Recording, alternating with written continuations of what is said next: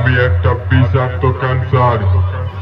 হাতে ছুলে হাত বাঁধি দেয় আর পায়ে ছুলে পা।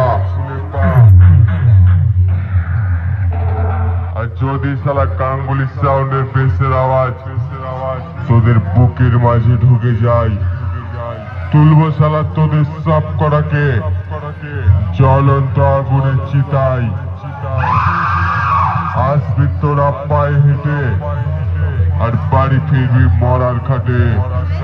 আর আমার নামটা শুনে রাখ, আমি হলাম 42 গ্রাম নতুন হাট পূর্ব বর্ধমানের গাঙ্গুলি সাউন্ড।